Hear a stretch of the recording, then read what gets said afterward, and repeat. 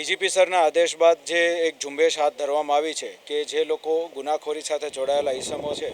તે લોકોને ચેતવણી પણ આપવામાં આવે, તેના વિરુદ્ધ કાર્યવાહી પણ કરવામાં આવે, તો તેના ભાગરૂપે રાજકોટ શહેર પોલીસ કમિશનર અને એડિશનલ પોલીસ કમિશનર સાહેબના માર્ગદર્શન અને આદેશ મુજબ હાલ ક્રાઇમ બ્રાન્ચ ખાતે જે લોકો 5 કે તેથી વધુ ગુનામાં સંડોવાયેલા છે તે તમામ આરોપીઓ જે છે ને એકત્રિત કરવામાં આવ્યા છે. તે લોકોનું માહિતી સંપૂર્ણ લેવામાં આવશે, તે લોકોના જે ડોઝિયર જે છે જે બનાવેલા છે તેને અપડેટ કરવામાં આવશે અને તે લોકો વિરુદ્ધ અસરકારક અટકાયતી પગલાં પણ આજરોજ લેવામાં આવશે. આ બધા આરોપીઓને જે છે ખાસ કરીને જે લોકો ડ્રગ્સના ધંધા સાથે જોડાયેલા છે એ લોકોને પણ ખાસ ચેતવણી પણ આપવામાં આવશે કે આગામી સમયની અંદર જો એ લોકો આ પ્રકારના ધંધા સાથે જોડાયેલા રહેશે તો તમામ પ્રકારની કાયદેસરની કાર્યવાહી સિવિલ એડમિનિસ્ટ્રેશનની સાથે મળીને પોલીસ એડમિનિસ્ટ્રેશન દ્વારા કરવામાં આવે. 200થી વધારે આરોપીઓ જે છે, 209 આમ તો પ્રિસાઇઝલી કહું તો